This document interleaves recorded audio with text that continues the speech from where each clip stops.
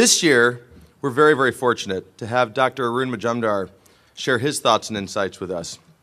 Since 2009, Arun served as the first director of Advanced Research Project Agency, Energy's ARPA-E as we all know it, the nation's only office devoted to transformational energy research and development, and he's currently also the acting Undersecretary of Energy. Under Arun's leadership, ARPA-E has become a preeminent example of how government can play an active and effective role in supporting our industry. In just over 2 years, ARPA-E has hosted 4 rounds of competitions, received over 5,000 applications from research teams, and it's led to 180 cutting-edge projects that have been funded. Arun's been at the forefront of the energy industry for so many years. He received his bachelor's in mechanical engineering at IIT Bombay in 1985, his PhD from University of California, Berkeley in '89, and prior to leading ARPA-E, he taught mechanical engineering at Berkeley, was the Associate Lab Director for Energy Environment at Lawrence Berkeley National Labs. His own research areas include energy conversion, transport, storage. He's testified in front of Congress on energy efficiency, served on a number of advisory councils, including the President's Council of Advisors on Science and Technology. Through my own work at DOE, I've had the privilege of seeing Arun in action, and I can tell you, I can't think of a better person to be at the DOE helm championing our industry causes in DC than Arun. On a personal note, like Jonathan, I want to thank Arun on behalf of our industry for the service you continue to provide our sector. You stepped into the DOE role amidst a flourishing career, and you're dedicating your time and your efforts to lead the DOE at this critical time in our nation's history. For your service to our country and to our community, thank you. Please join me in welcoming the person who many have dubbed America's Green Czar, Arun Majumdar. Let's see. Arath, let me first thank you for inviting me to speak here and for getting me out of Washington for a few days. As you know, I'm a federal employee. I work for you, and I'm ready to help you in whatever you want me to do. So I'm not sure what you were thinking when you asked me to follow Vienna's musical talents. If you want people to leave now and never come back to your conference, I'll be happy to sing. If you want people to enjoy a siesta after this lunch, I'll be happy to oblige as well. I've done that in Berkeley when teaching classes, and so I'm talented at that. It's great to catch up with many of the friends out here who I haven't seen in a while, and it's wonderful to see some of my former DOE colleagues, Kathy Zoy, Jonathan Silver. They look very happy. I wonder why. There must be life after DOE. But Ira, seriously, when he asked me to speak here, I was a bit concerned about what I was going to talk about. There are people in this audience who are deeply knowledgeable about the energy landscape, the technology, the finance, the policy, the business, etc. So I'll be preaching to the choir out here. As Yogi Berra said once, it is not the heat, but the humility. So with all humility and very little heat, the only thing I can do is to give you my perspective from my point of view as a recovering academic, and it's really hard to give a presentation without PowerPoint for a recovering academic, but also as a scientist and as an engineer, as someone who has actually really enjoyed in Washington, D.C., you know, as strange as it may sound. I've really enjoyed my time there. And as someone who has been involved in the birth and growth of ARPA-E. And since I cannot use PowerPoint, you'll have to bear with me if I gesticulate. So let me just step back for a moment and say a few things that have been said before, but just for the sake of the argument, I'll put in perhaps an engineering perspective to it. If you look at the global picture, and just step back from the United States for a little while, and I think I've really enjoyed the presentations earlier and what Stuart Hart said as well. Let's take a look at the global picture. The long-term trend suggests that the global economy will undergo a steady growth. And on an average, people's income levels, their buying power will rise around the world. I mean, that's the good news. The prosperity is the good news. Second, the world population will grow from about 7 billion people, as we heard, to almost double the end of the century. We don't know exactly. There's a big error bar out there, and it depends on a lot of things. And this growth will mostly be in developing economies. Okay? So if you consider the world now as a system, okay, so this is my engineering view. Think of this as a system.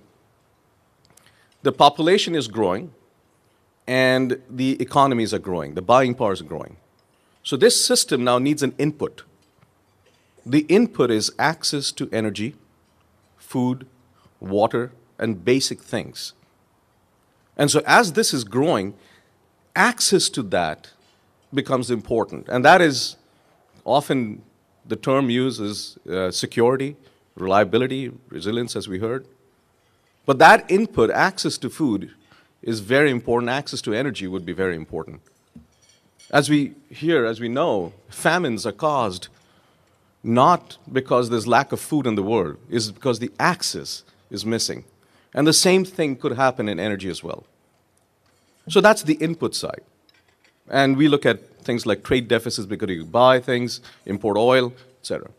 Then there's the output. If this is growing, and you put in all this stuff to feed the people, to have a better quality of life, you have an output as well, which is the emissions, the climate change impact, environmental risks. And that's the paradigm we're looking at.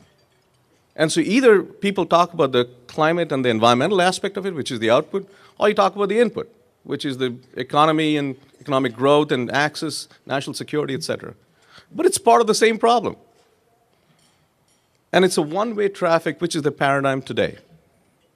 And that, in the long term, whether you consider the input, I'm sorry to, I'm breaking it down as an IT problem, as an input-output problem. But if you think about it, in the long term, this paradigm of this one-way traffic is unsustainable because of the growing population and the economies. And so many nations are faced with this daunting challenge of how to sustain the long-term economic and population growth. How do you do that? So business as usual, in the long run, seems to be unsustainable because the combination of this national security, economic security, environmental security risks. So the world is in transition, as we heard, and it's looking for leadership for a new paradigm. And that paradigm is something that renewable and clean energy presents to the whole world, to break this one-way traffic where you have access problems for the input and emissions and other waste problem for the output. And that is the paradigm shift that this is all about. And this transition offers opportunities for the United States to innovate, to manufacture, and sell those affordable clean energy technologies that will allow sustainable growth, not just in the United States, but around the world. So innovations are needed to reduce the cost of these clean technologies to the levels that make them competitive with traditional approaches so that they could be sold profitably without subsidies worldwide. And we're not quite there yet. We need innovations. But there's an ongoing global competition. And other nations are also positioning themselves to avail themselves of this massive opportunity. So if you look at the world and where things are going, as many of you know, the current world market for renewable energy grew by 30% from 2009 to 2010, and is projected to grow approximately from $200 billion in 2010 to approximately $400 billion in 2020 and $460 by 2030. The cumulative investment in the next 20 years will be about approximately $7 trillion in capital. So in 2010, China ranked first among all nations in overall investment, clean energy asset financing, and the use of public markets to invest in clean energy. The United States ranks first in only one of the top 10 energy benchmarks. It's third in overall investments, ninth when it comes to investment as a percentage of GDP. And if you look at the 5-year investment growth, it doesn't even appear in the top 10. That's where we are. So fundamentally, we as a nation face a choice. Are we going to buy these technologies from other nations, or are we going to sell to the rest of the world? That's really the question we have to face. And the selling part, or enabling the rest of the world, is something that we have done with information technology, with biotechnology, etc., which led to the economic growth in the 20th century, which is often called the American century. So the question is, can we do that in the clean energy sector? So what do we have? What are our strengths? I think it's undeniable, at least today, the US is by far the best science and engineering-based innovation infrastructure and ecosystem in the world. That is our core competency.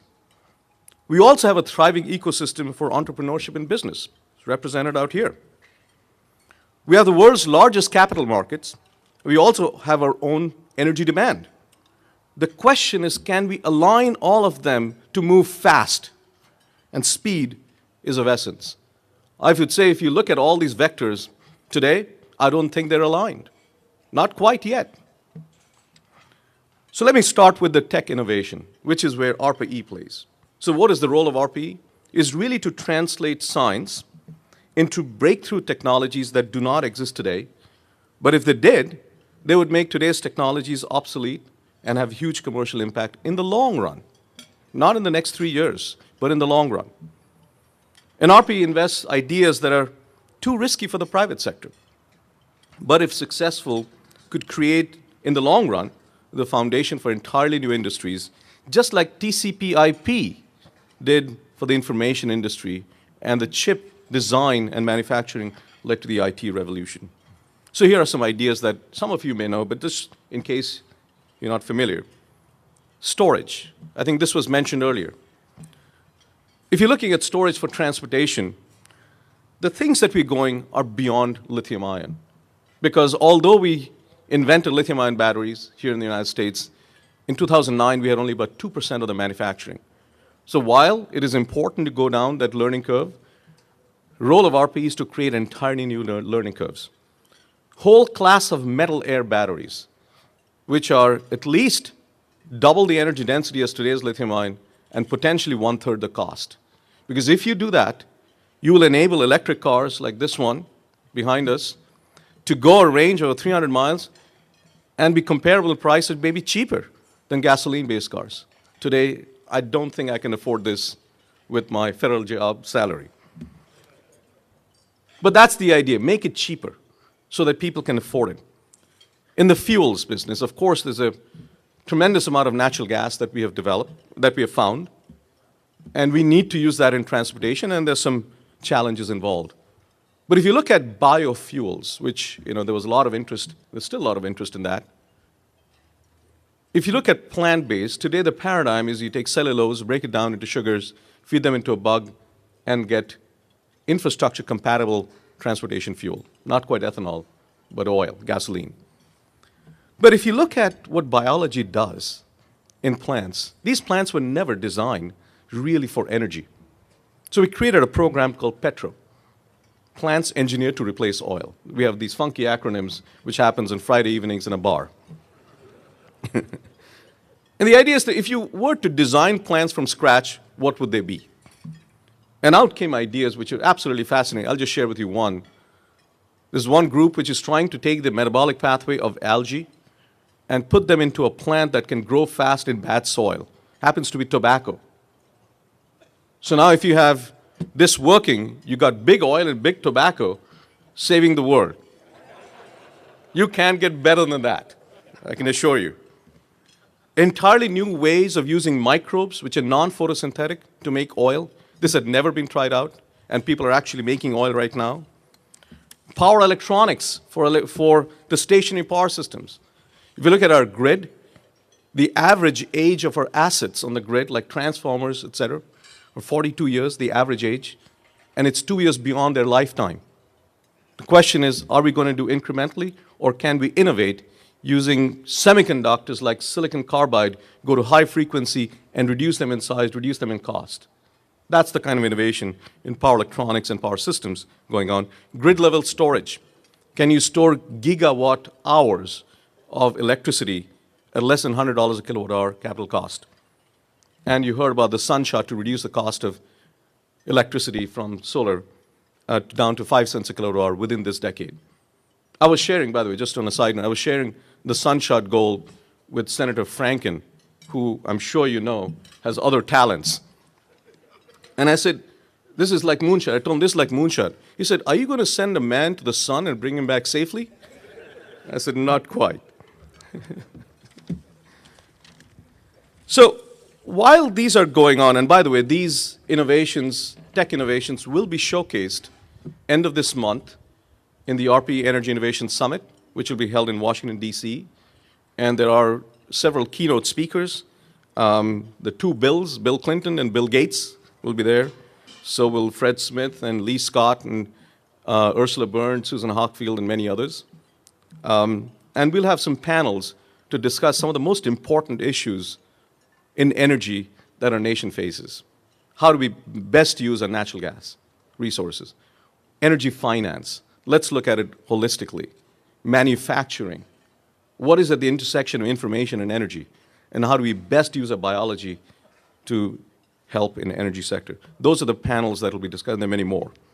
How do we address global needs in energy? How do you access energy?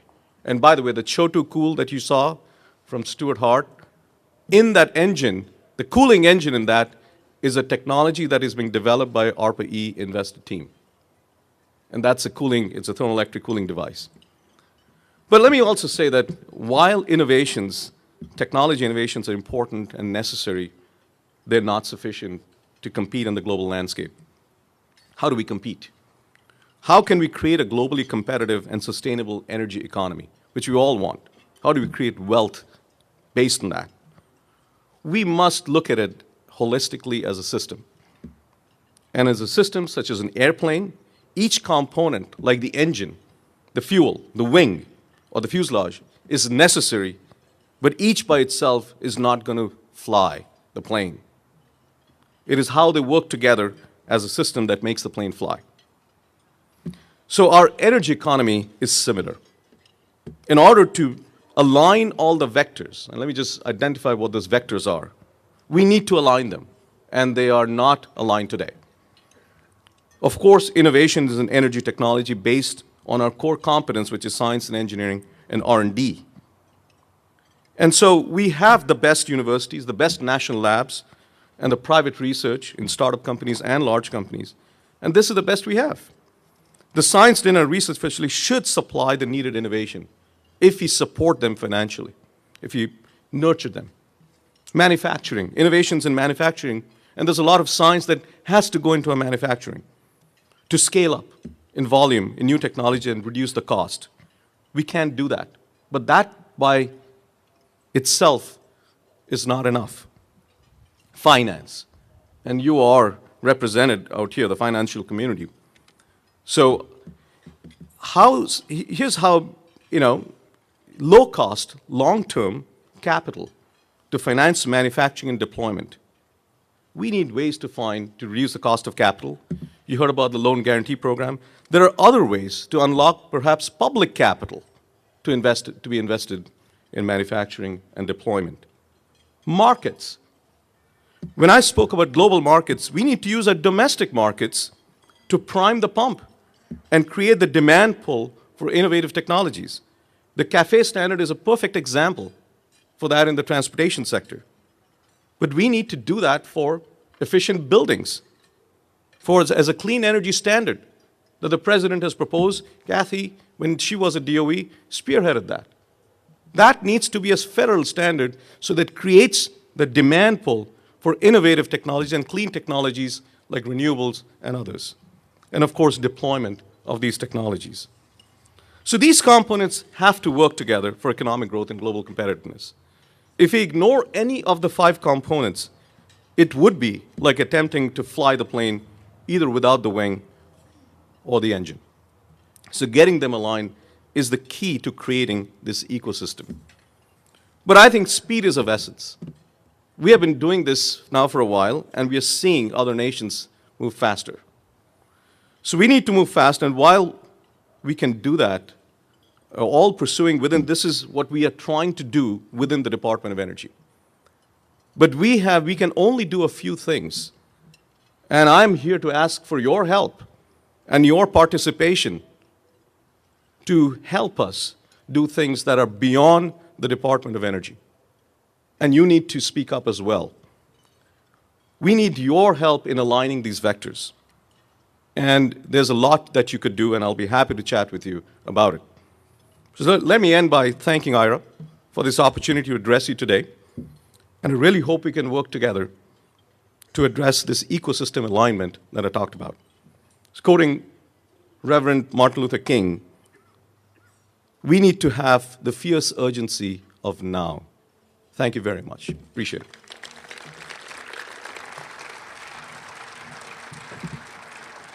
Advice on framing this message politically. It seems to have just dropped straight out of the political debate altogether. You know, at a time when I think most of us would agree with you, it is, you know, urgently needed now. Well, you know, as many of you know, I'm not a politician. I'm fairly apolitical. But let me offer my thoughts on that. You know, there are a few things that are nonpartisan in our nation. U.S. competitiveness, that's a nonpartisan issue. Many presidents have said on both sides of the aisle to reduce our oil imports. That's a nonpartisan issue. Using domestic resources for energy to fuel our economy, that's a nonpartisan issue.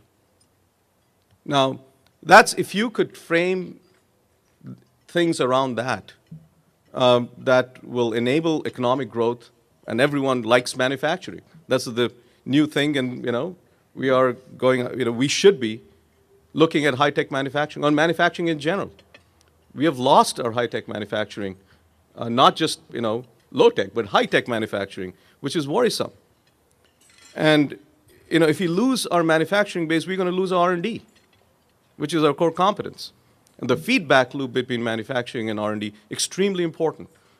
So I can't tell you, I can give you political advice because I'm not a politician, but framing the things along those lines and achieving broader goals than just those is, I would say, the best way to address this. Now, if you talk about climate change, now that brings up all kinds of issues. And of course, as a scientist, I do believe in climate change. It's going on, okay, whether we like it or not. But that colors the discussion sometimes. But you could address it in other ways as well. That would be my suggestion.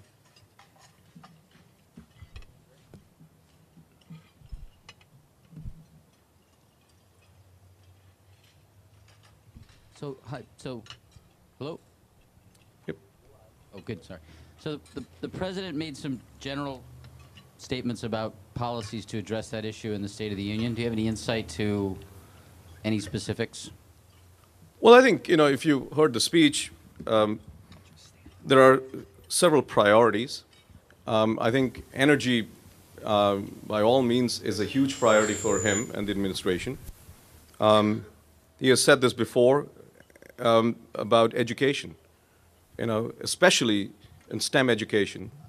And as you heard him speak about manufacturing, because this is something that, you know, it's part of the previous State of the Union, out-innovate, out-build, and out-compete other nations. So I think that's the core message of his. And of course, in the Department of Energy, we're very happy to hear that energy is part of his priorities.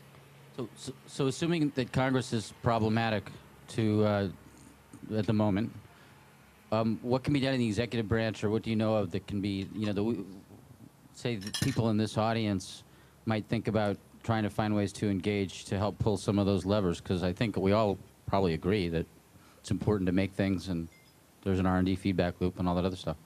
But it's been tough lately. Let me first say that I would not characterize, and this may go blasphemous out here, I would not characterize Congress as problematic. And now hold your breath. There are a lot of very good people there who are working very hard. And, you know, it's really a partnership with many people in Congress that makes the whole system work. And I'm not saying this because I'm part of the administration. This is really true. And what we really need to do is to build that partnership. And it's not going to be, Congress is not monolithic. And it's, sometimes we think of partisan issues, but there are people on both sides who are really motivated to do the right thing. So I think it's really forming that partnership with Congress to get things done. But as I said, speed is of essence. And getting it done fast is the issue, real issue. So I'll just leave it at that. Hi, I was pleased to hear your comments on the need for financial innovation and driving deployment at scale at the same time we're doing R&D. You know, one of the debates that I think is sometimes silly that I often hear among people who do get the need for clean energy and for solutions to climate sustainability challenges is this debate as to whether we just need to focus on deployment or just need to focus on R&D. Interested in your thoughts about how we can help spread the message that we really need to be doing both and driving innovation while getting it out in the field. Yeah, as I said, I mean, it's not one or the others. I call them aligned innovations. The alignment of innovations in technology, the innovations in finance, in creating markets, and education, frankly. And education in the broadest sense of the word, not just what happens in classrooms. We need to let people know or have them aware of what's going on in energy. What are the issues? What are the impact on climate, et cetera? So that's the broadest. If you can align those innovations, and we need innovations in all of them, we need to put our thinking cap to make them work and align them. And that is hard. But that's, if you do not do that, we will not be competitive in the global economy. Arun, last question. We are not here as passive observers of clean tech. We're active participants. You referenced the call to action. How can this community help you and help our industry? Well, as I said, I mean, I think I appreciate that question. First of all, I think you heard the president mention about clean energy standards. We have CAFE standards. We need to create the market pull and the demand on the stationary power side. Okay, very important. You've heard him support 48C, tax credits for manufacturing. Absolutely necessary. That's necessary, but maybe not sufficient. Unlocking public capital, not just private capital, is extremely important. There are perhaps ways to do that as well. And I think, so the financing part, the market creation, and continued sustained support for technology innovation, absolutely critical. And this is, you know, and sustainability, sustaining the financial and the support is very, very important. Because these things, as we heard, any technology in the energy, if they're invented today, it's going to take at least 15, 20 years to have market impact. And so the sustainability of that part is extremely important. So that's, I would say that, you know. Great. Thank you, Arun. Please join me in you. thanking Arun Majumdar.